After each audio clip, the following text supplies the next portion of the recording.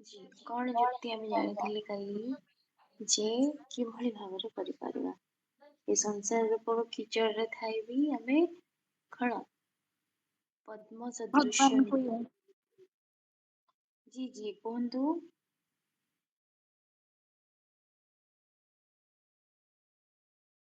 G କହିବେ।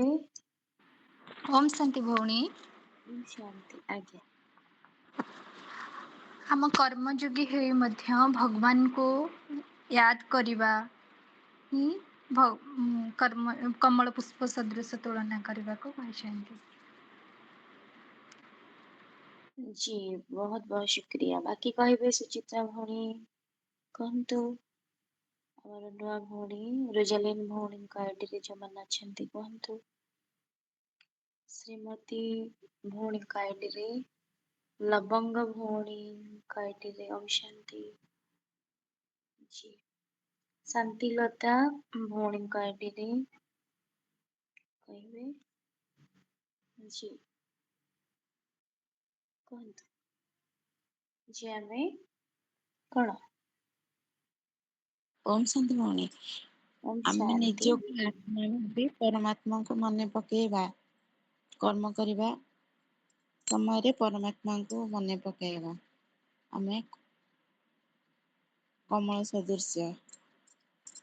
G ଆଚ୍ଛା ତମେ କମଳ ପୁଷ୍ପ ତୁଲ୍ୟ କିପରି ବନିପାରିବା ନା କର୍ମ ଯୋଗୀ ବନିବା ଆଉ କର୍ମ ଯୋଗୀ କିଭଳି ଭାବରେ ବନିବା ନା ଯେକୌଣସି କର୍ମ କରିବା ସମୟରେ ଆମେ କଣ କହିଥିଲେ ଯେ ନିଜକୁ ଆତ୍ମା ଭାବି ପରମାତ୍ମାଙ୍କ ଛତ୍ର ଛାୟା ତଳେ ନିଜକୁ ଅନୁଭବ କରି ଆମେ କର୍ମ କରିବା।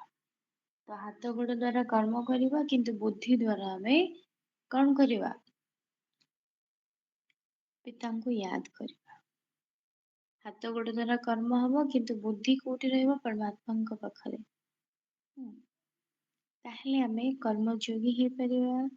ଆଉ କଣ କର୍ମଯୋଗୀ ହେଇ ଅଭ୍ୟାସ କରିବା ଦ୍ଵାରା ଆମେ କମଳ ପୁଷ୍ପ ତୁଲ୍ୟ ବି ବନିଯିବା ମାନେ ସଂସାରରେ ରହିକି ବି ଆମେ ସଂସାର ଠାରୁ ଡିଟାଚ ହେଇଯିବା ଏ ସଂସାରରେ କଣ ଏ ଯୋଉ ବିକାର ରୂପକ କିଚଡ ଆଉ ଆତ୍ମାରେ ଲାଗିବ ନାହିଁ। କେତେବେଳେ ନା ଯେତେବେଳେ ଆମେ ନିଜକୁ ଆତ୍ମା ନିଶ୍ଚୟ କରି ପରମାତ୍ମାଙ୍କ ୟାଦ ରେ ଆମେ କର୍ମ କରିବା। ଜି ଆଚ୍ଛା ତ ଏଇଟା ଆମେ କାଲି ବୁଝିଥିଲେ ଆଜି ଆମେ ବୁଝିବା କଣ ନା ଯେମିତି କିି ଆମେ ଜାଣିଲେ ଯେ ନିକଟ ଭବିଷ୍ୟତରେ କିଏ ଆସୁଛନ୍ତି ନା ଶ୍ରୀକୃଷ୍ଣ ଆସୁଛନ୍ତି କେବେ ଆସୁଛନ୍ତି କୁହନ୍ତୁ ଶ୍ରୀକୃଷ୍ଣ କେବେ ଆସୁଛନ୍ତି? କଣ ଜାଣିବା ଆମେ? ଶ୍ରୀକୃଷ୍ଣଙ୍କର ଜନ୍ମକୁ ଆମେ କଣ କହୁ ଜନ୍ମାଷ୍ଟମୀ ବୋଲି କହୁନା। କାହିଁକି ନା କଣ ଶ୍ରୀକୃଷ୍ଣ କେବେ ଆସନ୍ତି କୁହନ୍ତୁ କୋଉ ଯୁଗରେ ଆସନ୍ତି? ଶ୍ରୀକୃଷ୍ଣ କୋଉ ଯୁଗରେ ଆସନ୍ତି ଆମେ କଣ ଜାଣିଲେ? ଓମ୍ ଶାନ୍ତି ଭଉଣୀ। ଓମ୍ ଶାନ୍ତି କୁହନ୍ତୁ। ଶ୍ରୀକୃଷ୍ଣ ଦ୍ୱାପରରେ ଆସନ୍ତି ନା? ଆଚ୍ଛା। ଆଚ୍ଛା। ଦ୍ୱାପରରେ ଜି ଆପଣ ଭଉଣୀ ଷ୍ଟାର୍ଟିଂ ରୁ କ୍ଲାସ ଶୁଣିଛନ୍ତି? ନାହିଁ ଓମ୍ ଶୁଣିନି। ଶାନ୍ତି ଭଉଣୀ ସତ୍ୟ ଯୁଗରେ। ଆଜ୍ଞା ଜି ସତ୍ୟ ଜି ଭଉଣୀ ଶୁଣିବା ଆଜ୍ଞା। ଜି ତ ତେଣୁ କରି କଣ ନା ଯେମିତି କିି ଆମେ ଜାଣିଲେ ଯେ କଣ ଶ୍ରୀକୃଷ୍ଣ ହେଉଛନ୍ତି କଣ ପ୍ରଥମ ମହାରାଜ କୁମାର। କୋଉ ଦୁନିଆର ସତପ୍ରଧାନ ଦୁନିଆର। ଆଉ ଶ୍ରୀକୃଷ୍ଣ କଣ ଷୋଳକଳା ସମ୍ପୂର୍ଣ୍ଣ ଆତ୍ମା। ଯେତେବେଳେ କଣ କିଏ ବନୁଛନ୍ତି ଆମେ ଜାଣିଲେ ବ୍ରହ୍ମା ବାବା ବନୁଛନ୍ତି ତ ତାଙ୍କର ଶ୍ରୀକୃଷ୍ଣ ଜନ୍ମ ଯୋଉ ଜନ୍ମରେ ସେ ଶ୍ରୀକୃଷ୍ଣ ବନୁଛନ୍ତି ସେଇ ଜନ୍ମ ତାଙ୍କର କଣ ନା ପୁରା ସମ୍ପୂର୍ଣ୍ଣ କଳା ବିଶିଷ୍ଟ ମାନେ ଷୋଳକଳା ସମ୍ପୂର୍ଣ୍ଣ। ସମ୍ପୂର୍ଣ୍ଣ ସତ୍ଵ ପ୍ରଧାନ ଆତ୍ମା। ହୁଁ ଶ୍ରୀକୃଷ୍ଣଙ୍କର କ୍ଵାଲିଟି କଣ ଯିଏ ବି ସତ୍ୟ ଯୁଗରେ ଦେବୀ ଦେବତା ଆସୁଛନ୍ତି ମହାରାଜ କୁମାର ମହାରାଜ କୁମାରୀ ବା ମହାରାଜା ମହାରାଣୀ ବନୁଛନ୍ତି ତ ତାଙ୍କର କ୍ୱାଲିଟି କ'ଣ? ସମ୍ପୂର୍ଣ୍ଣ ଅହିଂସକ, ଷୋଳକଳା ସମ୍ପୂର୍ଣ୍ଣ, ମର୍ୟାଦା ପୁରୁଷୋତ୍ତମ, ସମ୍ପୂର୍ଣ୍ଣ ନିର୍ବିକାରୀ, ଡବଲ ତାଜଧାରୀ। ଆଉ ଏକ୍ସଟ୍ରା ଗୋଟେ କ'ଣ ନା ଶ୍ରୀକୃଷ୍ଣଙ୍କ ପାଇଁ ଲାଗୁଛି ଯେ ଶ୍ରୀକୃଷ୍ଣ ହଉଛନ୍ତି କ'ଣ ନା ସତ୍ୟ ଯୁଗର ପ୍ରଥମ ମହାରାଜ କୁମାର। ତ ତେଣୁକରି ଶ୍ରୀକୃଷ୍ଣ ସମ୍ପୂର୍ଣ୍ଣ ଷୋଳକଳା ସମ୍ପୂର୍ଣ୍ଣ, ସମ୍ପୂର୍ଣ୍ଣ ସତ୍ୱପ୍ରଧାନ ଆତ୍ମା। ତ ସମ୍ପୂର୍ଣ୍ଣ ସତ୍ୱପ୍ରଧାନ ଆତ୍ମା ଆଉ ପୁରୁଷାର୍ଥ ବି ତାଙ୍କର ନମ୍ବର 1 ରହିଛି। ସେଥିପାଇଁ ସେ ପୁରା ସତ୍ୟ ଯୁଗର ଷ୍ଟାର୍ଟିଂରୁ ଆସୁଛନ୍ତି। ସତ୍ୟ ଯୁଗରେ ଆତ୍ମା କେତେ ଥର ଜନ୍ମ ନିଏ? 8 ଥର। ତ ଶ୍ରୀକୃଷ୍ଣଙ୍କର ଆତ୍ମା କ'ଣ କରୁଛି? ସମ୍ପୂର୍ଣ୍ଣ ସତ୍ୟ ଯୁଗରେ କମ୍ପ୍ଲିଟ କରୁଛି 8ଟା ଜନ୍ମ। ସେଥିପାଇଁ କୁହାଯାଏ ନା ଶ୍ରୀକୃଷ୍ଣଙ୍କୁ ଜନ୍ମକୁ କ'ଣ କୁହାଯାଏ? ଜନ୍ମାଷ୍ଟମୀ ବୋଲି କୁହାଯାଏ। ତ ତେଣୁକରି କ'ଣ ନା ସମ୍ପୂର୍ଣ୍ଣ ସତ୍ୱପ୍ରଧାନ ଆତ୍ମା। ତ ସମ୍ପୂର୍ଣ୍ଣ ସତ୍ୱପ୍ରଧାନ ଆତ୍ମା ବୋଲି ସେ କୋଉଠି ଆସୁଛନ୍ତି? ସତ୍ୟ ଯୁଗର ପ୍ରଥମରୁ ଆସୁଛନ୍ତି। ଆଉ ତାଙ୍କର ବାକି କ୍ୱାଲିଟି କ'ଣ? ସମ୍ପୂର୍ଣ୍ଣ ଅହିଂସକ, ଷୋଳକଳା ସମ୍ପୂର୍ଣ୍ଣ, ମର୍ୟାଦା ପୁରୁଷୋତ୍ତମ, ସମ୍ପୂର୍ଣ୍ଣ ନିର୍ବିକାରୀ, ଡବଲ ତାଜଧାରୀ।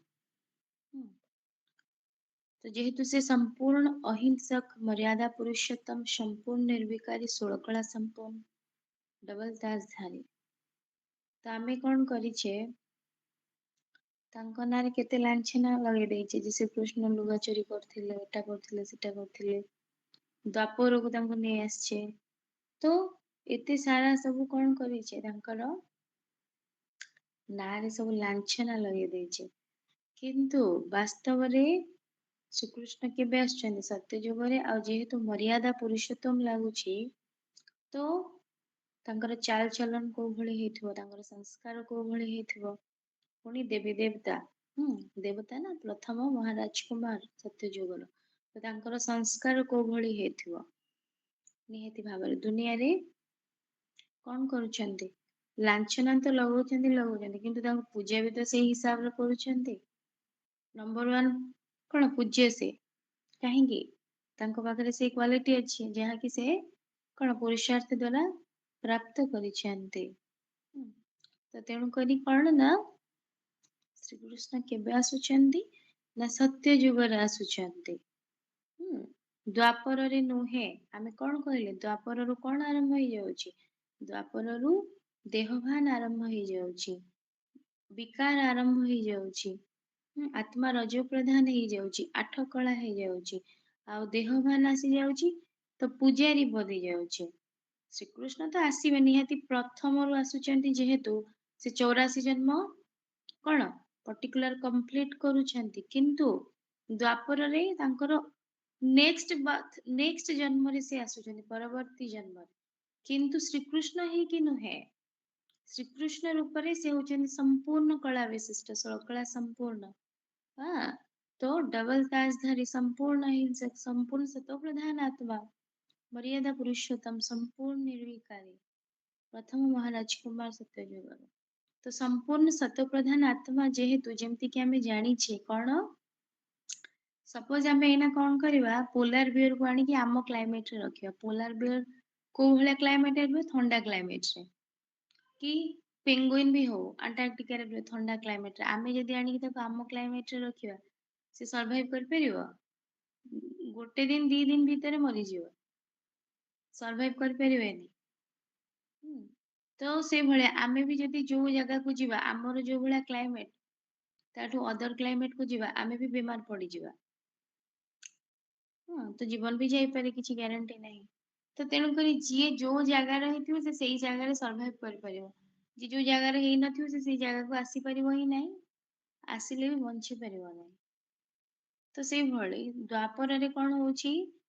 ଦ୍ୱାପରରେ 8 କଳା ହେଇଯାଉଛି, ଆତ୍ମା ପୂଜାରୀ ହେଇଯାଉଛି, ଦେହଭାନରେ ଆସିଯାଉଛି, ବିକାର ଆରମ୍ଭ ହେଇଯାଉଛି।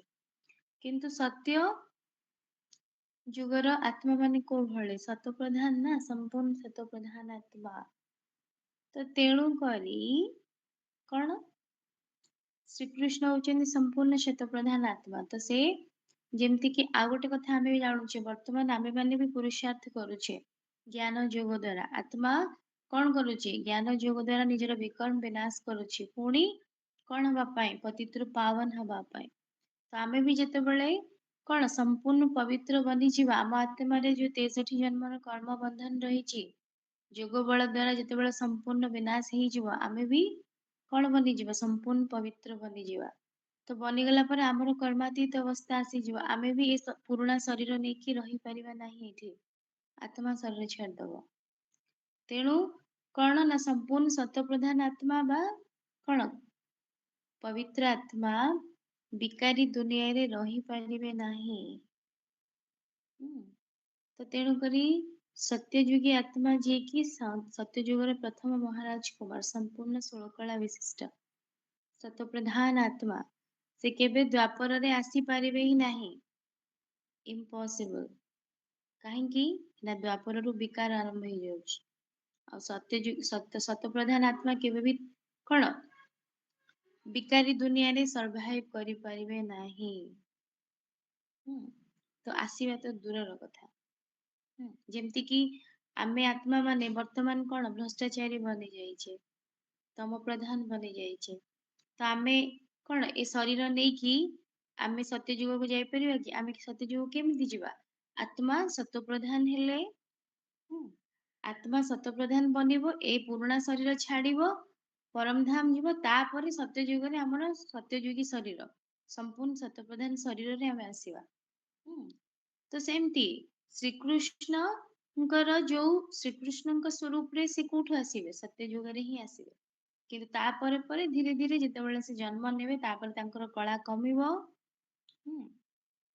तापर से कौन जितेबाला द्वापर रे आसीबे तांकर अलगा जन्म रे आसीबे जोटा कि से आसुचंदी को भली भाबरे ना राजा विक्रमादित्यंकर रूप रे आसुचंदी शरीर रे तो तेणु करी श्रीकृष्ण शरीर नहीं कि केबे भी कौन श्रीकृष्ण आत्मा आसी पारिबे नाही द्वापर को कहीं ना संपूर्ण सत प्रधान शरीर सहित संपूर्ण सत प्रधान आत्मा तो संपूर्ण सत प्रधान आत्मा केबे भी कौन विकारी दुनिया रे आसी पारिबो नाही जेमती आमे जाई परिबानी वर्तमान सत्ययुग को सेमती सत्ययुगी आत्मा विकारी दुनिया रे आसी परिबेनी आ आमे भी वर्तमान जदि पुरुषार्थ करूछे आमर कर्मातीत अवस्था आसी जाउछे आमे संपूर्ण पवित्र बनी जाउछे किए शरीर बनिबो ना आत्मा आत्मा बनिबो तो आत्मा जेतेबेले संपूर्ण पवित्र बनी जीवो तो सी भी विकारी शरीर रे रही परिबो नाही ए शरीर को से निहाती भाव रे छाड़ी दबो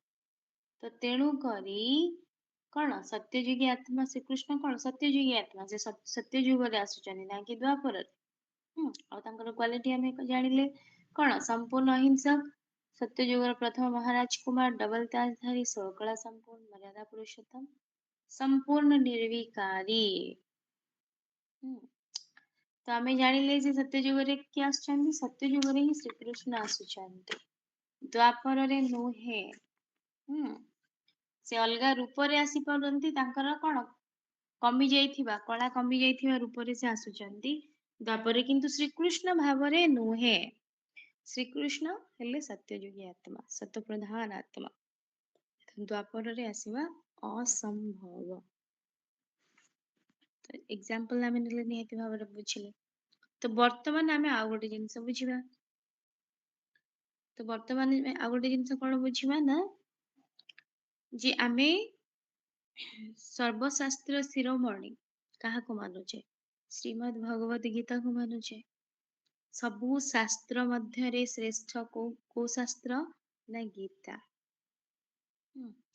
सेथि पाई कि ताको कोन कहा जाउची सर्वशास्त्र शिरोमणि श्रीमद् भगवत गीता तो सर्वशास्त्र शिरोमणि कोन पाई कहा जाउची ना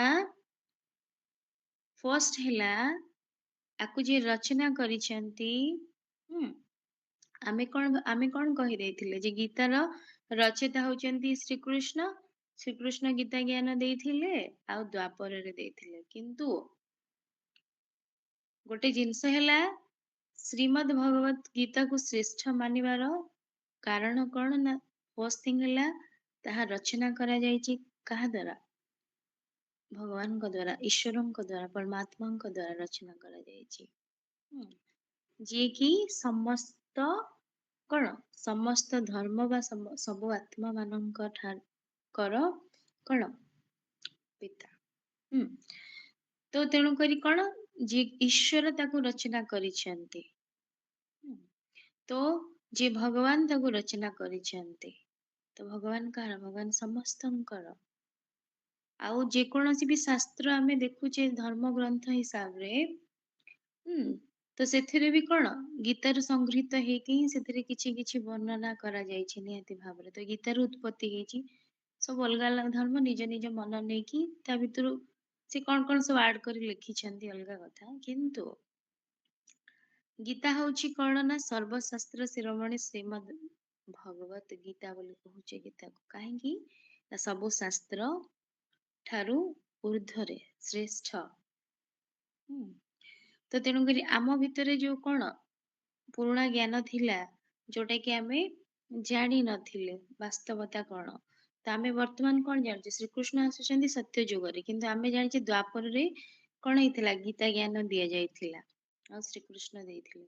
ଫର୍ଷ୍ଟ ଥିଙ୍ଗ କାହାକୁ ଦେଇଥିଲେ? ନା ଅର୍ଜୁନକୁ ଦେଇଥିଲେ। ଏଇ ଆମେ ଜାଣିଥିଲେ, କିନ୍ତୁ ବାସ୍ତବରେ ବର୍ତ୍ତମାନ ଫର୍ଷ୍ଟ ଥିଙ୍ଗ କଣ ଜାଣୁଛି? ଯେ ଶ୍ରୀକୃଷ୍ଣ କେବେ ବି ଦ୍ୱାପରରେ ଆସିପାରିବେ ନାହିଁ। କାହିଁକି ନା ସେ ହଉଛନ୍ତି ସତ ପ୍ରଧାନ ଆତ୍ମା। ତ ଦ୍ୱାପରରେ ବିକାର ଆରମ୍ଭ ହେଇଯାଉଛି, ତେଣୁ କେବେ ବି ପସିବଲ ହିଁ ନୁହେଁ, ଆସିପାରିବେନି। ତାହେଲେ ଗୀତା ଜ୍ଞାନ ଦେଲା କିଏ? ତ ଗୀତା ଜ୍ଞାନ ଦାତା କିଏ? ନା ସ୍ୱୟଂ ପରମାତ୍ମା। ଯେହେତୁ ସ୍ୱୟଂ ପରମାତ୍ମା ଗୀତାର ଜ୍ଞାନ ଦଉଛନ୍ତି, ସେଥିପାଇଁ କି କଣ ତାକୁ ସବୁ ଶାସ୍ତ୍ର ଠାରୁ ଉର୍ଦ୍ଧ୍ୱରେ ରଖାଯାଇଛି। ଆଉ ଗୋଟେ କଥା ହେଲା, ଗୀତାରେ କେବେ ବି ବର୍ଣ୍ଣନା କରାଯାଏନି ଏଇଟା କେବଳ ହିନ୍ଦୁ ମାନେ ପଢିବେ କି କେବଳ ମୁସଲିମ ପଢିବେ କି ଖ୍ରୀଷ୍ଟିଆନ କି ଜୈନ, କୌଣସି ପର୍ଟିକୁଲାର ଧର୍ମ ବିଷୟରେ ନାହିଁ। କାହିଁକି ନା ଯେହେତୁ ଏଇଟା କଣ ସ୍ୱୟଂ ପରମାତ୍ମାଙ୍କର ରଚନା, ତ ପରମାତ୍ମା ଯେହେତୁ ଗୀତା ଜ୍ଞାନ ଦଉଛନ୍ତି, ତ ସବୁ ପିଲାଙ୍କର ସବୁ ଆତ୍ମାଙ୍କର ଅଧିକାର ଅଛି ଆ ଉପରେ। ବାପାର ସମ୍ପତ୍ତି ଉପରେ ସବୁ ପିଲାଙ୍କର ଅଧିକାର ଥାଏ। ଜଣଙ୍କର ହବ ଆଉ ଜଣଙ୍କର ରହିବନି, ଏଟା କେବେ ବି ପସିବଲ ନୁହେଁ। ତ ତେଣୁ କରି କେବେ ବି କଣ ଆମେ ବି ଜାଣୁଛେ ଅଲଗା ଧର୍ମ ଲୋକ ବି ଗୀତା ପାଠ କରୁଛନ୍ତି, କୌଣସି ପ୍ରୋହିବିସନ ନାହିଁ। ପ୍ରୋହିବିଟେଡ ନୁହେଁ ଯେ ଏ କୌଣସି ଅଲଗା ଧର୍ମ ପଢି ପାରିବେନି, କେବେ ବି ନାହିଁ। ତେଣୁ ଯେହେତୁ ଆକୁ ପରମାତ୍ମା ରଚନା କରିଛନ୍ତି, ପରମାତ୍ମା ହିଁ ଗୀତା ଜ୍ଞାନ ଦେଇଛନ୍ତି, ତ ତେଣୁ କରି କଣ ସେଥିପାଇଁ କି ସର୍ବଶାସ୍ତ୍ର ଶିରୋମଣି ଶ୍ରୀମଦ୍ ଭଗବତ ଗୀତା ସବୁ ଶାସ୍ତ୍ର ମଧ୍ୟରେ ଶ୍ରେଷ୍ଠ।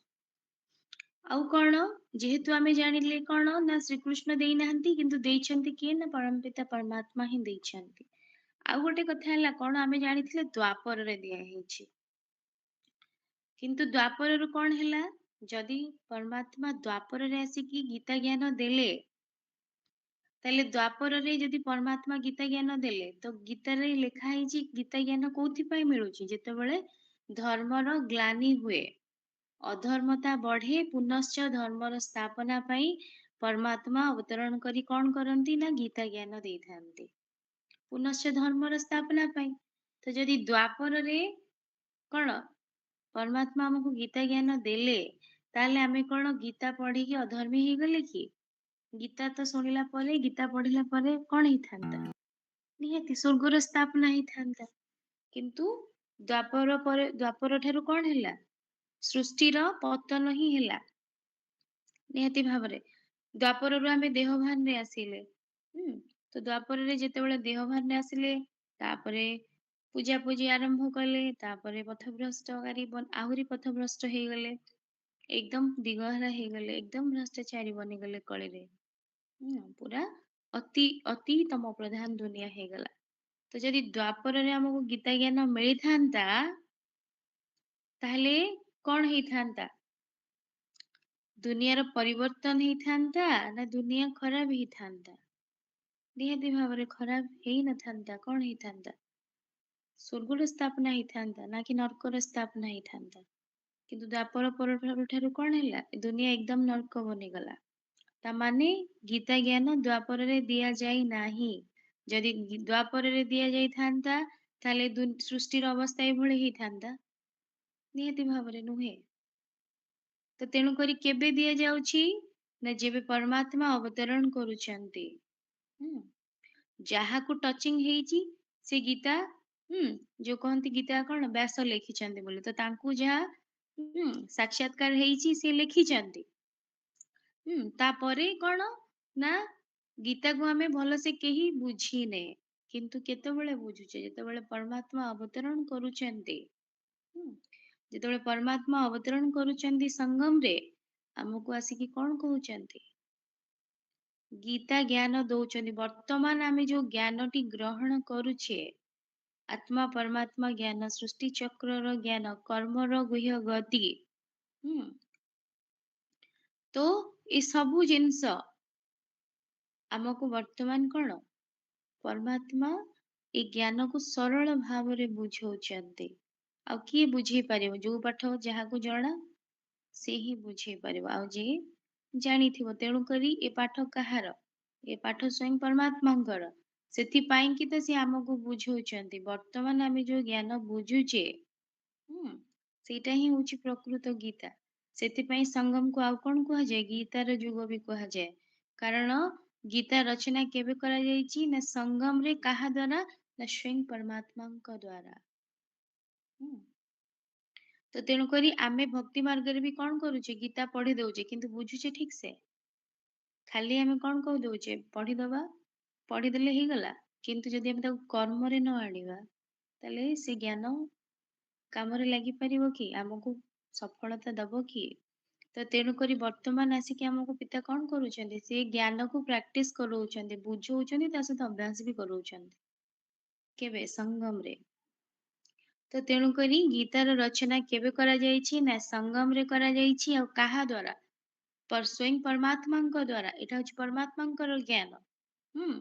ତ ଆଉ କଣ? ଶ୍ରୀକୃଷ୍ଣ ବି ଉତ୍ପତ୍ତି କେମିତି ହେଇଛନ୍ତି? ଶ୍ରୀକୃଷ୍ଣଙ୍କର ଜନ୍ମ କୋଉଥିରୁ? ଏଇ ଗୀତା ଜ୍ଞାନ ଦ୍ଵାରା।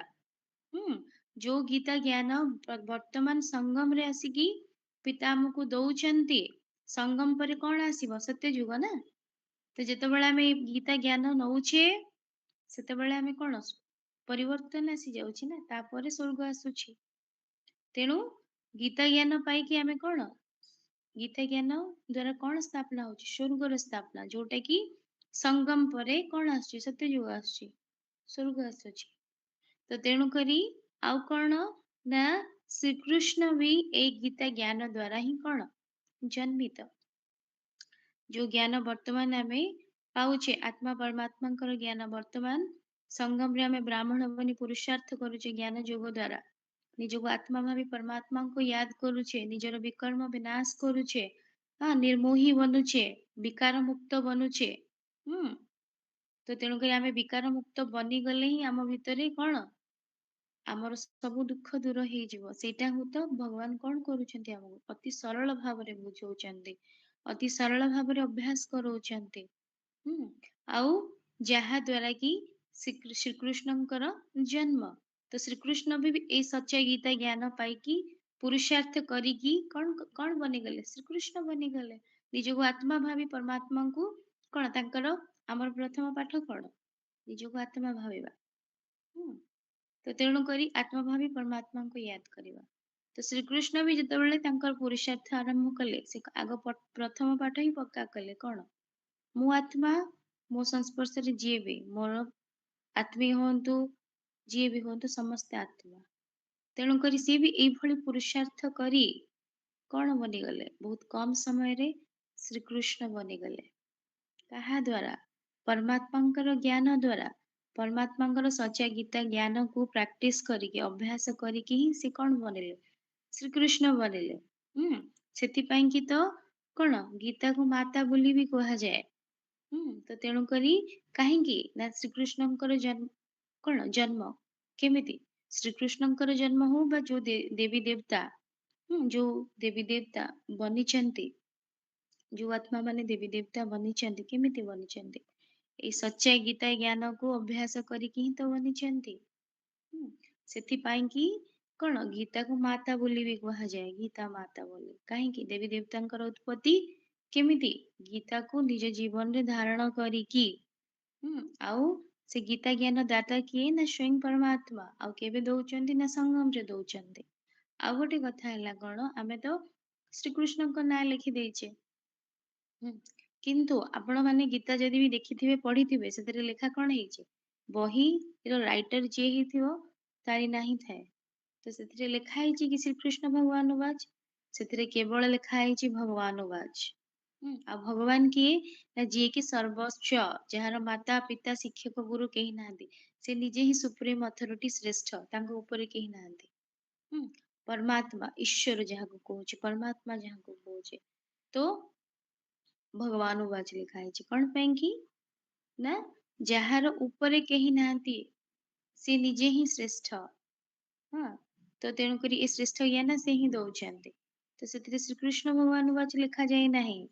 କଣ ଲେଖାଯାଇଛି? ଓନ୍ଲି ଭଗବାନ ଉବାଚ। କାହିଁକି? କାହିଁକି ନା ତାର ରଚନାକାରୀ ଯିଏ, ସେ ସ୍ୱୟଂ ପରମାତ୍ମା। ତ ତେଣୁକରି ଗୀତାର ରଚୟିତା କିଏ ଜାଣିଲେ ଆମେ? ଗୀତାର ରଚୟିତା ହେଉଛନ୍ତି କଣ? ନା ସ୍ୱୟଂ ପରମାତ୍ମା। ଆଉ ଯିଏକି ତାକୁ ଦ୍ୱାପରରେ ନୁହେଁ, ସଙ୍ଗମରେ ହିଁ ଦଉଛନ୍ତି। କାହିଁକି ନା ଯେତେବେଳେ ଆମେ ଜ୍ଞାନ ପାଇବା, ଜ୍ଞାନ ଆମର କଣ କରେ? ଅନ୍ଧକାରକୁ ଦୂର କରି ଆମକୁ ଆଲୋକ ଆଡକୁ ନିଏ।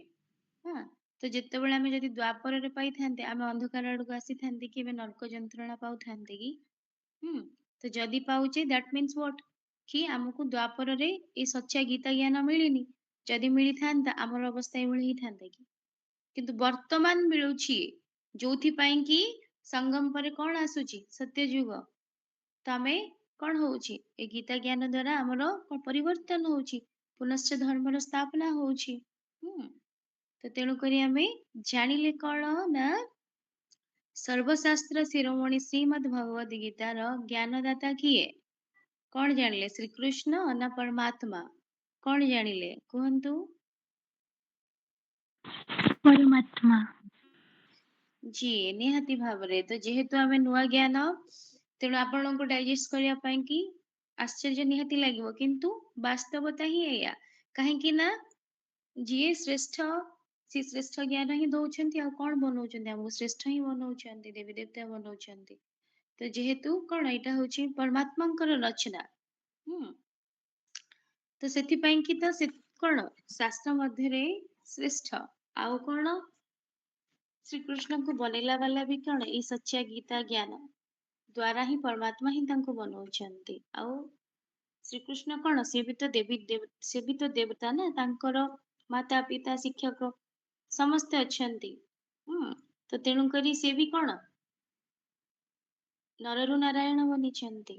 ଆଉ ତାଙ୍କୁ ବନେଇଲା ବାଲା କିଏ? ନା ସ୍ୱୟଂ ପରମାତ୍ମା। ଏଇ ଗୀତା ଜ୍ଞାନ ଆଧାରରେ ତାଙ୍କୁ ବନେଇଛନ୍ତି। ଇଭେନ ଯେତେ ସବୁ ଦେବୀ ଦେବତା ବନେଇଛନ୍ତି, ତ ଏଇ 33 କୋଟି ଦେବୀ ଦେବତା ଆମେ ଯୋଉ ପୂଜା କରୁଛେ, ସେ କେମିତି ବନିଛନ୍ତି? ଏଇ ଗୀତା ଜ୍ଞାନ ଆଧାରରେ ବନିଛନ୍ତି। ତେଣୁ ଦେବୀ ଦେବତା ମାନେ ହଉଛନ୍ତି କଣ, ପରମାତ୍ମାଙ୍କର ସନ୍ତାନ। ତ ତାଙ୍କୁ ଶ୍ରେଷ୍ଠ ବନେଇଲା ବାଲା ସ୍ୱୟଂ ପରମାତ୍ମା। ତ ତେଣୁକରି କଣ, ନା କଣ ଜାଣିଲେ ଆମେ? ନା ଗୀତା ଜ୍ଞାନ ଦ୍ୱାପରରେ ଦିଆଯାଇ ନାହିଁ। କେବେ ଦିଆଯାଉଛି? ସଙ୍ଗମରେ ହିଁ ଦିଆଯାଉଛି। କେବେ ଦିଆଯାଉଛି କୁହନ୍ତୁ? ଦ୍ୱାପର ନା ସଙ୍ଗମରେ? କେବେ ଦିଆଯାଉଛି? ସଙ୍ଗମରେ। ଜି ଜି ନିହାତି ଭାବରେ। କାହିଁକି ନା ଯେତେବେଳେ ଆମେ ଗୋଟେ ନୂତନ ଜିନିଷ, ଗୋଟେ ରାଇଟିୟସ୍ ଜିନିଷ, ଉଚିତ ଜ୍ଞାନ ନଉ, ସେତେବେଳେ କଣ ହୁଏ? ବୁଦ୍ଧିରେ ବି ପରିବର୍ତ୍ତନତା ଆସେ। ଆଉ ବୁଦ୍ଧିରେ ପରିବର୍ତ୍ତନତା ଆସିଲେ ହିଁ ଦୁନିଆରେ ପରିବର୍ତ୍ତନତା ଆସିବ ନିହାତି ଭାବରେ। ତ ପରିବର୍ତ୍ତନ କେତେବେଳେ ଆସୁଛି? ଏବେ ହିଁ ଆସୁଛି। ଯାହା ଫଳରେ କି ସଙ୍ଗମ ପରେ କଣ ଆସୁଛି? ସତ୍ୟ ଯୁଗ ଆସୁଛି। କିନ୍ତୁ ଦ୍ୱାପର ପରେ ତ ସ୍ୱର୍ଗ ଆସିଲାନି ନା, କଣ ଆସିଗଲା? ଦ୍ୱାପରରୁ ଆହୁରି ନର୍କଗାମୀ ହେଇଗଲେ ଆମେ। ତାମାନେ ଆମେ ସେଠି କୌଣସି ଜ୍ଞାନ ପାଇନେ, କାରଣ ପରମାତ୍ମାଙ୍କର ଅବତରଣ ହିଁ ହେଇନଥିଲା। ଆଉ ଏଇ ଜ୍ଞାନକୁ ଏତେ ସହଜରେ କିଏ ଆମକୁ ଦେଇପାରିବ? ଆଉ କୌଣସି ବ୍ୟକ୍ତି ବିଶେଷଙ୍କ ଠାରୁ ବି ଆମେ ଏଇ ଜ୍ଞାନ ପାଇପାରିବା ନାହିଁ। ଯେପର୍ଯ୍ୟନ୍ତ ଆମେ ପରମାତ୍ମାଙ୍କୁ ନ ଜାଣିଛେ, ଆମେ ଗୀତା ବି ପଢୁଛେ, ଗୀତା ବୁକ୍ ପଢୁଛେ ସତ, କିନ୍ତୁ ତାକୁ ଆମେ ଠିକ ଭାବରେ ତା ଭିତରୁ କଣ କରୁଛେ, ତାର ସମରି ଆମେ ବି ରିସିଭ କରିପାରୁନେ। ତାର ଜିଷ୍ଟ କଣ, ଆମେ ତାକୁ ବି ରିସିଭ କରିପାରୁନେ, ଖାଲି ପଢି ଦଉଛେ। ବଟ ତାକୁ ବୁଝେଇଛନ୍ତି କିଏ? ଅତି ସରଳରେ ଯିଏ ତାକୁ ରଚନା କରିଛନ୍ତି, ସେ ହିଁ ବୁଝେଇ ପାରିବେ। ତ ପରମାତ୍ମା ହିଁ ଆମକୁ କଣ କରୁଛନ୍ତି?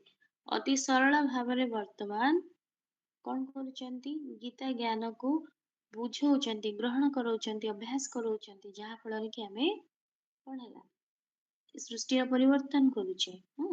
ଆମରି ଦ୍ୱାରା ହିଁ କରୁଛନ୍ତି ନା, ଯାହା ଫଳରେ କି ପୁରୁଣା ଦୁନିଆର ବିନାଶ ଆଉ ନୂଆ ଦୁନିଆର ଆଗମନ, ସତ୍ୟ ଯୁଗ। ତ ତେଣୁ ଆମେ ଜାଣିଲେ କଣ ନା ଗୀତାର ଜ୍ଞାନଦାତା କିଏ ଆଉ ଗୀତା ଜ୍ଞାନ କେବେ ଦିଆଯାଉଛି ବୁଝି। ତାପରେ ଆମେ ନେକ୍ସଟ ଯିବା କଣ ନା, ଯେମିତି କି ଆମେ ଜାଣିଛେ ଗୀତାରେ କଣ ରଚନା କରାଯାଇଛି, ମହାଭାରତ ଯୁଦ୍ଧ। ତ ମହାଭାରତ ଯୁଦ୍ଧ କାହା କାହା ମଧ୍ୟରେ ହେଇଥିଲା ଆମେ ଜାଣିଛେ ନା, ପାଣ୍ଡବ କୌରବ ମଧ୍ୟରେ ହେଇଥିଲା, ଆଉ ସେଥିରେ ଯାଦବ ବଂଶ ଲୋପ ପାଇଥିଲେ। ଆମେ ଏସବୁ ଜିନିଷ ହିନ୍ଦୁ ମାଇଥୋଲୋଜି ହିସାବରେ ଶୁଣିଛେ, ଜାଣିଛେ। କିନ୍ତୁ ବର୍ତ୍ତମାନ ଆମେ କଣ ଜ୍ଞାନ ହିସାବରେ ନିହାତି କଣ କରିବା, ଚିନ୍ତନ ମନ୍ଥନ କରିବା ଯେ କଣ ଆଉ ଗୋଟେ ଜିନିଷ କଣ ଆମେ ଜାଣିଥିଲେ ଯେ ଏଇଟା ଦ୍ୱାପରରେ ହେଇଥିଲା ବୋଲି, ନାଇଁ କି? ତ ମହାଭାରତ ଯୁଦ୍ଧ ଦ୍ୱାପରରେ ହେଇଥିଲା ବୋଲି, ଯେମିତି କି ଶ୍ରୀକୃଷ୍ଣଙ୍କୁ ବାପା ବଦଳରେ ପୁତ୍ରକୁ ରିପ୍ଲେସ କରେଇ ଦେଇଥିଲେ, ଯେହେତୁ ଜ୍ଞାନ ନଥିଲା। ତ ତେଣୁକରି ସେଇଭଳି କଣ ନା ଆମେ ଏଇ ଜିନିଷ ବି କଣ ଦ୍ୱାପରରେ ମହାଭାରତ ଲଢେଇ ହେଇଥିଲା ବୋଲି ଏଇଟା ବି ଶୁଣିଛେ। କିନ୍ତୁ ଦ୍ୱାପରରୁ କଣ ହଉଛି, ଦ୍ୱାପରରୁ 8 କଳା ହେଇଯାଉଛି, ଆତ୍ମା ପୂଜାରୀ ବନି ଯାଉଛନ୍ତି। ତ ତାପରେ ଧୀରେ ଧୀରେ କଣ ହଉଛି, ସେତେବେଳେ କିନ୍ତୁ କଣ ଥିଲା, ଭକ୍ତିରେ ସଚ୍ଚାଇ ଥିଲା, 8 କଳା ଆତ୍ମାରେ ଥିଲା। ତାପରେ ଧୀରେ ଧୀରେ କଣ ହେଲା, 21 ଜନ୍ମ ପରେ ଏକଦମ 0 କଳା ହେଇଗଲା। ଆଉ ମାର ପିଟା ହଣା କଟା, ଲଢେଇ ଝଗଡା, କାମ କ୍ରୋଧ ଲୋଭ ମୋହ ଅହଙ୍କାର, ଏସବୁ ଜିନିଷର ଚରମ ସୀମା କେତେବେଳେ ଆସୁଛି, କଳିରେ ହିଁ ଆସୁଛି। ତ କଳିରେ ନିହାତି ଭାବରେ ଆସୁଛି। ତ ଯେତେବେଳେ ଏଇ ସବୁ ଜିନିଷ ଆମେ କଣ, ଆମେ ଯେତେବେଳେ ମହାଭାରତ ଲଢେଇ ଶୁଣୁଛେ ତ ଆମ ଦିମାଗରେ ଗୋଟେ ପିକ୍ଚର ଆସି ଯାଉଛି କଣ ନା, ଏଇଟା ପାଣ୍ଡବ ଆଉ କୌରବ ମଧ୍ୟରେ ହେଇଥିଲା, ଆଉ ସେଟା କଣ ହିଂସକ ଯୁଦ୍ଧ ବୋଲି ଆମେ ଭାବୁଛେ, ଯେ ଅସ୍ତ୍ର ଶସ୍ତ୍ର ଧରାଧରି ହେଇକି ଲଢେଇ ଝଗଡାଟି ହେଇଥିଲା। କିନ୍ତୁ ଯେତେବେଳେ ଆମେ ଦ୍ୱାପରକୁ ଜାଣିଲେ, ଦ୍ୱାପରରେ କଣ ଜାଣିଲେ ଯେ ଆତ୍ମା 21 ଜନ୍ମ ନଉଛି, ବୈଶ୍ୟ ବନୁଛି, ଆଉ ଭକ୍ତି ମାର୍ଗରେ ନୂଆ ନୂଆ ଆସିଥିଲା। ତ ପୂଜା ପାଠ ଆରମ୍ଭ କରିଥିଲା, ହୋମ ଯଜ୍ଞ ଏରା ସବୁ ଆରମ୍ଭ କରିଥିଲା। ତାପରେ ଧୀରେ ଧୀରେ କଣ ହେଲା ନା, ସବୁ ଧର୍ମ ଗୁରୁ ଯୋଉମାନେ ଧର୍ମ ସ୍ଥାପକ ମାନେ ବି ଆସିଗଲେ। ତ ଏମିତି ହେଇ ହେଇକି ସେ ଯୁଗର ବି ପରିବର୍ତ୍ତନ ହେଲା। ତାପରେ କଳି ଯୁଗ ଆସିଗଲା, ଆଉ କଳି ଯୁଗରେ ହିଁ କଣ ହେଲା, ଯୋଉଟା କି ଆମେ କହୁଛେ ଅତ୍ୟାଚାରର ଶେଷ ସୀମା। ତ ତେଣୁ କରି ବର୍ତ୍ତମାନ ଆମେ ଜାଣିବା ବାସ୍ତବରେ ପାଣ୍ଡବ ଆଉ କୌରବ କିଏ, ଆଉ ଯାଦବ କିଏ। ତ ଫାର୍ଷ୍ଟ ଆମେ ଜାଣିବା କଣ ପାଣ୍ଡବ କୋଉମାନେ। ତ ଯେମିତି କି ଆମେ ଜାଣିଛେ ଯେ କଣ ନା, ଯୋଉମାନେ କଣ, ଆମେ ଏଇଟା ବି ଜାଣିଛେ ଭକ୍ତି ମାର୍ଗରେ ଯେ କଣ ଭଗବାନ କୋଉ ରୂପରେ ଆସି ପହଞ୍ଚିଯିବେ ଆମକୁ ଜଣା ନାହିଁ। କିନ୍ତୁ ଭଗବାନ କୋଉ ରୂପରେ ଆସୁଛନ୍ତି, ତାଙ୍କୁ ଯିଏ ଚିହ୍ନି ଗଲା, ଜାଣିଗଲା, ସେ ଆତ୍ମା କଣ ବନିଯିବ, ନିହାତି ଭାବରେ ଶ୍ରେଷ୍ଠ ବନିଯିବ। ସେ ହିଁ ଭାଗ୍ୟବାନ। ତ ତେଣୁ କରି ବର୍ତ୍ତମାନ ଭଗବାନ କେମିତି ଅବତରଣ କରିଛନ୍ତି, ଗୋଟେ ସାଧାରଣ ବୃଦ୍ଧର ତନରେ, ଗୋଟେ ସାଧାରଣ ବୃଦ୍ଧର ଶରୀରରେ। ତ ତାଙ୍କୁ ଯିଏ ଚିହ୍ନୁଛନ୍ତି, ତାଙ୍କୁ କୋଉମାନେ ଚିହ୍ନୁଛନ୍ତି, ଆମେ ବ୍ରାହ୍ମଣ ବଚ୍ଚା ମାନେ ହିଁ ଚିହ୍ନୁଛେ, ଯାହାର ନିଶ୍ଚିନ୍ତ ଆସିଯାଉଛି ଜ୍ଞାନ ଶୁଣିକି, ଯେ ଇଏ ହିଁ ଆମର ପିତା, ଇଏ ହିଁ ବର୍ତ୍ତମାନ ଅବତରଣ କରି ଆମକୁ ଜ୍ଞାନ ଦଉଛନ୍ତି, ଆମକୁ ପରିବର୍ତ୍ତନ କରୁଛନ୍ତି। ଆଉ କୋଉ ମାନଙ୍କର ନିଶ୍ଚୟ ଆସିବ, ଯିଏ ଦେବୀ ଦେବତା ଆତ୍ମା, ନିହାତି ଭାବରେ। କାରଣ କ୍ଲାସରେ ଆମେ 50ଟା ଷ୍ଟୁଡେଣ୍ଟ ପଢୁଛେ, ସମସ୍ତେ କଣ ନମ୍ବର 1 ହଉଛି କି? ତ ସିରିଏଲି ସେଇଭଳିଆ। ତ ତେଣୁକରି ବର୍ତ୍ତମାନ ପିତା ଅବତରଣ କୋଉଥିରେ କରିଛନ୍ତି, ଗୋଟେ ସାଧାରଣ ତନରେ। ସମସ୍ତେ ଭାବିବେ କଣ, ଭଗବାନ ଯଦି ଗୋଟେ କିଛି ବଡ ମିରାକଲ କରିବେ, ସେଇଭଳି ଭାବରେ ଆସିବେ। ତ ସେମିତି କିଛି ନାହିଁ, ଯିଏ କଣ ସାଧାରଣ ତନରେ, ସେଥିପାଇଁ କି ଆମେ କହୁନା ପତା ନେଇ ହରି କିସ ରୂପ ମେ ଆ ଯାଏଗା, ଏଭଳି ଭକ୍ତି ମାର୍ଗରେ କୁହାଯାଏ।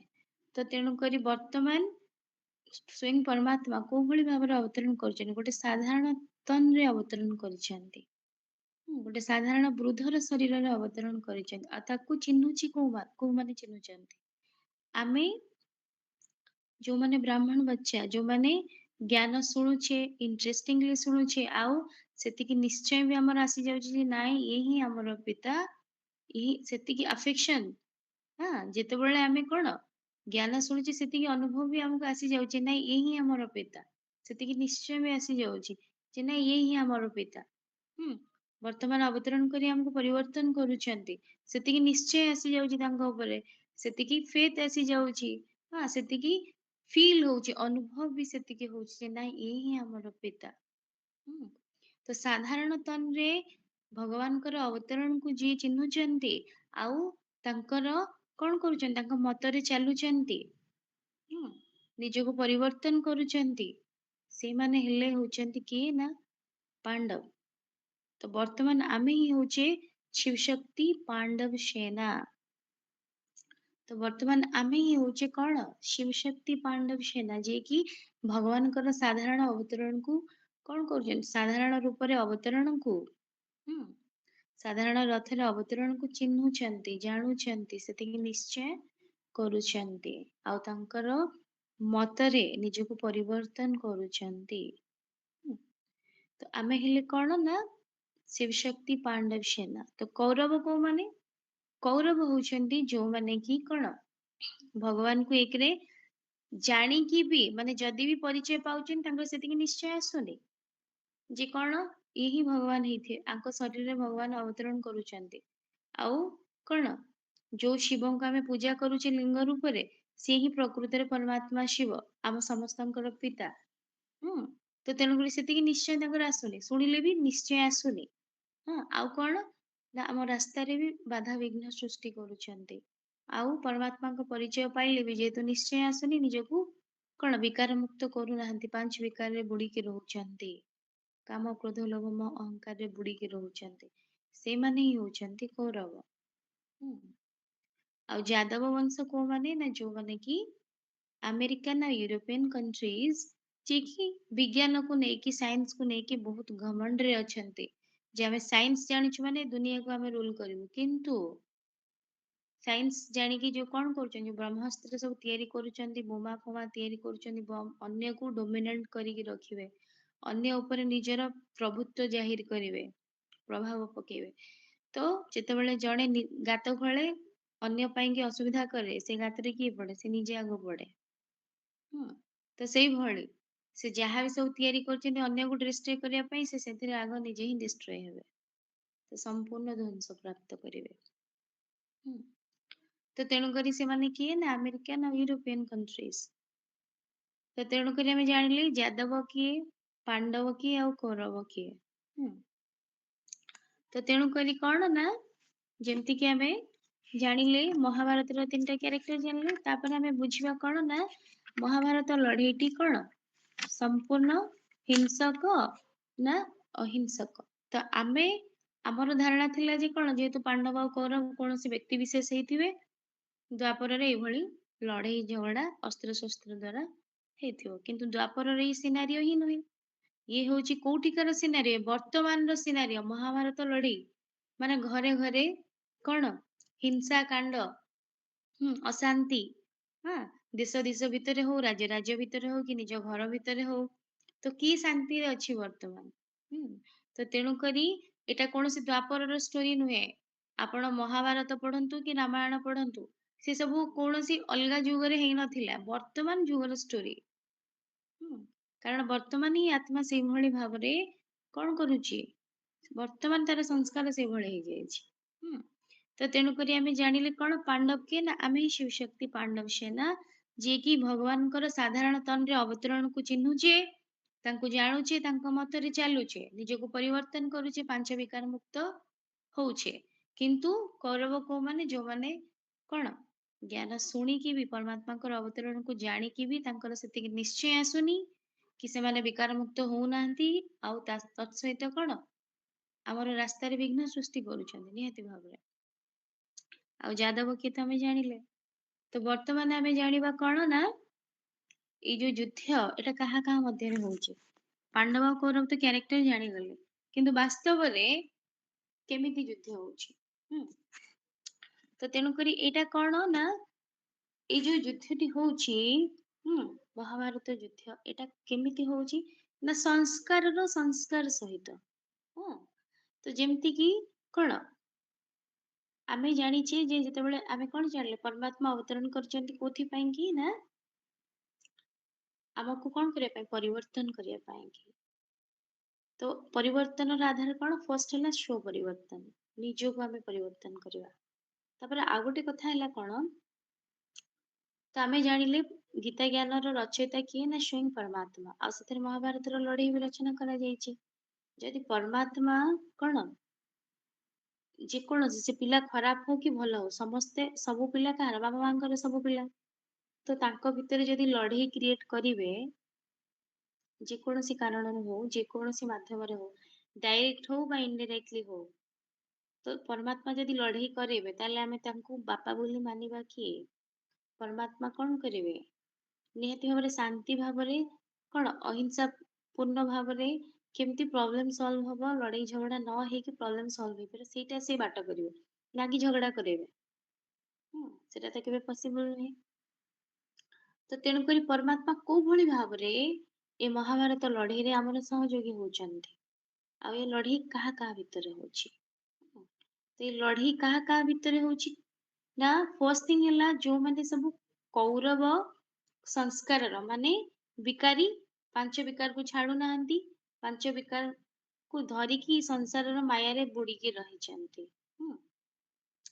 ତ ସେ ନିହାତି ତାଙ୍କର କଣ ସେଟା ସଂସ୍କାର ଯେହେତୁ ସପୋଜ ଗୋଟେ ଏକ୍ସାମ୍ପଲ ଆମେ ନବା ସପୋଜ ମୁଁ ନନଭେଜ ଖାଉନି ତ ମୁଁ ନନଭେଜ ଖାଉନି ମାନେ ମତେ ନିହାତି ମୋ ଆଗରେ ଯଦି ନନଭେଜ କିଏ ମତେ ଜବରଦସ୍ତି ଫୋର୍ସ କରିବ ଯେ ନାଇଁ ତୁ ଖା ମତେ ଇଚ୍ଛା ଲାଗିବ କି ଆଉ କିଏ ଫୋର୍ସ କରିବ ଯିଏ ଖାଉଥିବେ।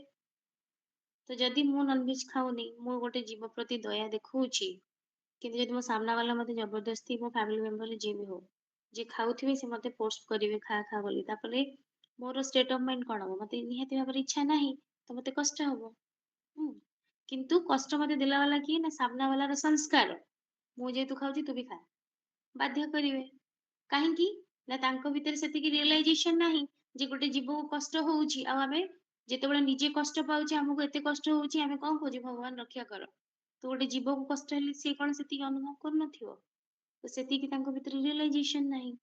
ତେଣୁ ଏଠି କମି କଣ ସଂସ୍କାରର କମି ସଂସ୍କାରର ପରିବର୍ତ୍ତନର କମି ରିଏଲାଇଜେସନର କମି ତ ସେଇଭଳି ତ ତେଣୁକରି ବର୍ତ୍ତମାନ କଣ ନା ଆମର କୌଣସି ବ୍ୟକ୍ତି ବିଶେଷ କି କୌଣସି ବ୍ୟକ୍ତି ବିଶେଷ ସହିତ ଝଗଡା ନୁହେଁ ଆଉ ଯଦି ବି ସାମ୍ନା ବାଲା ଆମକୁ କଣ କରୁଛି ନନଭେଜ ଖାଇବାକୁ ଫୋର୍ସ କରୁଛି ତାହେଲେ ଆମେ କଣ କରିବା ସଡନ ରାଗିଯିବା ନା ଆମକୁ କଣ କରିବାର ଅଛି ଆମକୁ ତାକୁ ପ୍ୟାର ସେ ଡିଲ୍ କରିବାର ଅଛି ତାକୁ ବୁଝେଇବାର ଅଛି ଯଦି ମୁଁ ନନଭେଜ ଖାଉନି ତମେ କେମିତି କହିଦେଲ ମତେ ଖାଇବା ପାଇଁ ଆମେ ଏଇଭଳି ଡିଲ୍ କରିବା କି ଆମେ ତାଙ୍କୁ ଭଲ ପାଇବାର ସହକାରେ ତାଙ୍କୁ ବୁଝେଇବା ମଧୁର ବାଣୀ ଦେଇକି ବୁଝେଇବା ଯେ କଣ ଯେମିତି କି ଆମକୁ କଷ୍ଟ ହଉଛି ଆମକୁ ଯଦି ଟିକେ ଆଘାତ ଲାଗୁଛି କଷ୍ଟ ହଉଛି ତ ଗୋଟେ ଜୀବକୁ କଣ ଆଘାତ ହଉନଥିବ ଆମେ ଆମର କଣ କରିବା ଗୁଡ ମ୍ୟାନର ରେ ଜଣକୁ ବୁଝେଇବାକୁ ଚେଷ୍ଟା କରିବା ନା କି ସେଠି ଆମେ ନିଜେ ରାଗିବା ତ ରାଗିଲା ମାନେ ଆମ ଭିତରେ ବି ତ କ୍ରୋଧ ଆସିଗଲା ବିକାର ଆସିଗଲା ତାହେଲେ ଆମେ କେମିତି ପାଣ୍ଡବ ହେଇପାରିବା।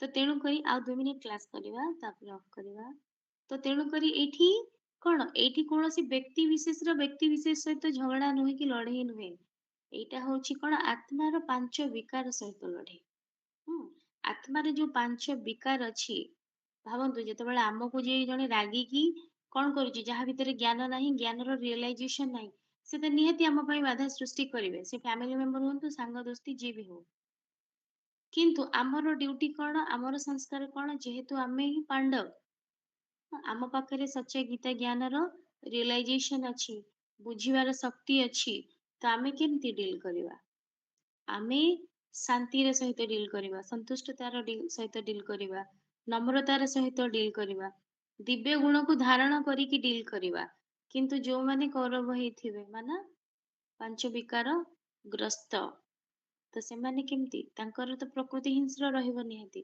କିନ୍ତୁ ଆମର ନେଚର ନିହାତି ଚେଞ୍ଜ ହବ ଆମେ ପ୍ୟାର ସେ ଡିଲ୍ କରିବା ତ ତେଣୁ କରି କଣ ନା ଏଇଟା କୌଣସି ବ୍ୟକ୍ତି ବିଶେଷ କି କୌଣସି ବ୍ୟକ୍ତି ବିଶେଷର ଆଉ କୌଣସି ବ୍ୟକ୍ତି ସହିତ ଲଢେଇ ଝଗଡା ନୁହେଁ ଏଇଟା ହଉଛି ଆତ୍ମାର 5 ବିକାର ସହିତ ଲଢେଇ। ଯେତେବେଳେ ଆମ ଭିତରେ ବିକାର ଖତମ ହେଇଯିବ, ଆମ ଭିତରେ ଯେତେବେଳେ ବିକାର ଖତମ ହେଇଯିବ, ଜଣେ ଆମକୁ ଯେତେ ପଥର ଫୋପାଡୁ, ଯେତେ କଟୁ କଥା କହୁ, ଆମକୁ କୌଣସି କଷ୍ଟ ହବ ନାହିଁ। କୌଣସି କଷ୍ଟ ହବ ନାହିଁ। ତ ତେଣୁକରି ପିତା ଆମକୁ ଜ୍ଞାନ, ଯୋଉ ଗୀତା ଜ୍ଞାନ ଦଉଛନ୍ତି, ତାର ଆଧାର କଣ ନା ସ୍ୱ ପରିବର୍ତ୍ତନ। ତ ପ୍ରଥମେ ଆମକୁ ନିଜକୁ ପରିବର୍ତ୍ତନ କରିବାର ଅଛି, ନିଜକୁ ବିକାର ମୁକ୍ତ କରିବାର ଅଛି। ତାର ବିଧି ବି ଆମକୁ କହୁଛନ୍ତି, ଆତ୍ମା ଭାବି ପରମାତ୍ମାଙ୍କୁ ୟାଦ କର, ତାହେଲେ ଆତ୍ମାରେ ସବୁ ଦିବ୍ୟ ଗୁଣ ଆସିଯିବ। ତ ତେଣୁକରି ଯେତେ ବି ଆମକୁ ଯିଏ କଷ୍ଟ ଦଉ ବା ଯେତେ ବି କଣ୍ଟାର ୱାର୍ଡ ଆମକୁ କହୁ, ଯେତେ କଷ୍ଟପୂର୍ଣ୍ଣ ଶବ୍ଦ ବି କହିଲେ ଆମକୁ କଷ୍ଟ ହବ ନାହିଁ। ତ ଏଇଭଳି ଭାବରେ ପରମାତ୍ମା କଣ କରୁଛନ୍ତି? ପରିବର୍ତ୍ତନ କରୁଛନ୍ତି ଆତ୍ମା ମାନଙ୍କୁ, ବିନା ଶସ୍ତ୍ରରେ। କେବଳ କାହା ଦ୍ଵାରା? କୋଉ ଭଳି ଶସ୍ତ୍ର? ଜ୍ଞାନ ଯୋଗର ଶସ୍ତ୍ର ଦ୍ଵାରା। କୌଣସି ମେଟାଲିକ ଶସ୍ତ୍ର ନୁହେଁ, ଜ୍ଞାନ ଯୋଗର ଶସ୍ତ୍ର ଦ୍ଵାରା ପରମାତ୍ମା କଣ କରୁଛନ୍ତି? ଆମ ଆତ୍ମା ମାନଙ୍କୁ ପରିବର୍ତ୍ତନ କରୁଛନ୍ତି, ଆତ୍ମାର ପୁରୁଣା ସଂସ୍କାରକୁ ପରିବର୍ତ୍ତନ କରୁଛନ୍ତି। ତେଣୁ ଏଇ ଯୋଉ ଗୀତା ଜ୍ଞାନର ଯୋଉ ହିଂସକ ଯୁଦ୍ଧ ବୋଲି ଲେଖା ଯାଇଛି, ତାହା ହିଂସକ ନୁହେଁ, ତାହା ସମ୍ପୂର୍ଣ୍ଣ ଅହିଂସକ। କୌଣସି ପିତା ଚାହିଁବ ଯେ ତାର ପରିବାରରେ ପିଲାମାନଙ୍କ ଭିତରେ ଝଗଡା ହେଇକି ସମାଧାନ ହଉ କିଛି, ଶାନ୍ତିପୂର୍ଣ୍ଣ ସମାଧାନ ଚାହାନ୍ତି। ତ ତେଣୁକରି ବର୍ତ୍ତମାନ କଣ କରୁଛନ୍ତି? ପରମାତ୍ମା ଅବତରଣ କରି ଆମକୁ କଣ ଏଇ ଯୋଉ ଗୀତା ଜ୍ଞାନ ଦଉଛନ୍ତି, ଆଉ ଏଇ ଗୀତା ଜ୍ଞାନରେ ଯୋଉ ମହାଭାରତ ଲଢେଇ ବର୍ଣ୍ଣନା କରାଯାଇଛି, ତାହା ସମ୍ପୂର୍ଣ୍ଣ ଅହିଂସକ ଯୁଦ୍ଧ। ଆମେ ଶୁଣିଛେ ଯେ କଣ ବିନା ଅସ୍ତ୍ରରେ ବି କଣ ପରମାତ୍ମା ଲଢେଇ କରିଛନ୍ତି। ତ କୋଉ ଭଳି ଅସ୍ତ୍ର? ସେ ମେଟାଲିକ ନୁହେଁ, କୌଣସି ଖଣ୍ଡା ସେଭଳି ନୁହେଁ, କି କୌଣସି ତୀର ସେଭଳି ନୁହେଁ। ଏ ହଉଛି କଣ ଜ୍ଞାନ ଯୋଗର ଅସ୍ତ୍ର ଶସ୍ତ୍ର, ଯାହା ଦ୍ଵାରା କି କଣ କରୁଛନ୍ତି? ଆତ୍ମାକୁ ପରିବର୍ତ୍ତନ କରୁଛନ୍ତି। ଆତ୍ମାର ସ୍ୱପରିବର୍ତ୍ତନ ହେଲେ ହିଁ କଣ ହେଇଯିବ? ନିହାତି ଭାବରେ ଆମେ ବିଶ୍ୱକୁ ପରିବର୍ତ୍ତନ କରିପାରିବା। ତେଣୁ କରି ଆତ୍ମାର 5 ବିକାର ସହିତ ଲଢେଇ ହଉଛି, କିଭଳି ଭାବରେ ଆମେ ବିକାର ମୁକ୍ତ ହବା। ଯେତେବେଳେ ଆମ ଭିତରେ ବିକାର ଅଛି, ତାହେଲେ ସାମ୍ନା ବାଲା ଯାହା କହିବ ଆମକୁ କଷ୍ଟ ହବ। ଆମ ଭିତରେ ଯଦି ଦେହଭାନ ଅଛି, ମୁଁ ନିଜକୁ ଆତ୍ମା ନିଶ୍ଚୟ କରିନି, ତାହେଲେ ମୋ ଶରୀରକୁ ଯିଏ ଯାହା କହିବ ମତେ କଷ୍ଟ ହବ, ଏଟା ନ୍ୟାଚୁରାଲ। କିନ୍ତୁ ଯଦି ସେତିକି ଆତ୍ମୀୟ ସ୍ମୃତିର ଅଭ୍ୟାସ କରିଥିବି, ସାମ୍ନା ବାଲା ଯେତେ କଥା କହିଲେ ବି ମତେ କଷ୍ଟ ହବ ହିଁ ନାହିଁ, ଏଟା ସମ୍ପୂର୍ଣ୍ଣ ସତ୍ୟ। ତ ତେଣୁକରି ବର୍ତ୍ତମାନ ପିତା ଜ୍ଞାନ ଯୁଗର ଅସ୍ତ୍ର ଶସ୍ତ୍ର ଦ୍ଵାରା କଣ କରୁଛନ୍ତି? ଆତ୍ମା ସହିତ 5 ବିକାରର ଯୁଦ୍ଧ କରୁଛନ୍ତି। ଯୁଦ୍ଧ ଇନ ଦ ସେନ୍ସ ଆମର କାହା ସହିତ? ସଂସ୍କାର ପରିବର୍ତ୍ତନର ପ୍ରକ୍ରିୟା ଚାଲିଛି। ତ ଆତ୍ମାର 5 ବିକାର ସହିତ ଲଢେଇ, କୌଣସି ଶରୀରଧାରୀ ସହିତ ଶରୀରଧାରୀର ନୁହେଁ। ଆଉ ଟିକେ ଡିଟେଲ୍ସ ଆମେ କାଲି ଯିବା ନିହାତି ଭାବରେ। ଯାହାବି ଆମେ ଜାଣିଲେ ଆଜି, ସେଟା ଆମେ ନିହାତି ମନେ ରଖିବା ଆଉ ଆଗକୁ ବଢିବା। ତ ଆଜିର ଅଭ୍ୟାସ ଆମେ, କାଲି ତ ଆମେ ନେଇଥିଲେ କର୍ମଯୋଗୀର ଅଭ୍ୟାସ, ଆଜି ଆମେ କଣ ନବା? मैं संपूर्ण अहिंसक आत्मा हूँ। हिंसा नुहे, अहिंसक। मैं संपूर्ण अहिंसक आत्मा हूँ। आज आम अभ्यास रे नबा, मने रखिबा निहाती भावरे जी। ओम शांति। शुक्रिया बाबा, शुक्रिया सभी भाई। शुक्रिया बहन, शांति। बहुत बहुत शुक्रिया मनोरमा बहन। बहन बहुत बहुत शुक्रिया जी। कहीं भी जानतुनी भौणी को तो अशेष अशेष धन्यवाद, किंतु 2 मिनिट आम भगवान को शुक्रिया करके जीवा। विभूति भाई जी, भाई जी ओम शांति। मुझे तुमने दाता बहुत कुछ दिया है,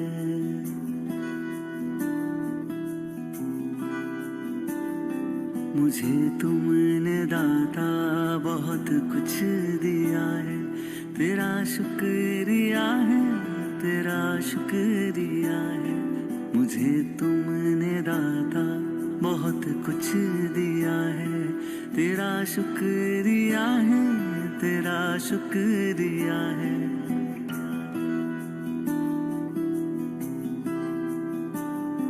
ना मिलती अगर दी हुई दात तेरी, तो क्या थी जमाने में औकात मेरी। तुम्ही ने तो जीने के काबिल किया है। तेरा शुक्रिया है, तेरा शुक्रिया है, मुझे तुमने दाता बहुत कुछ दिया।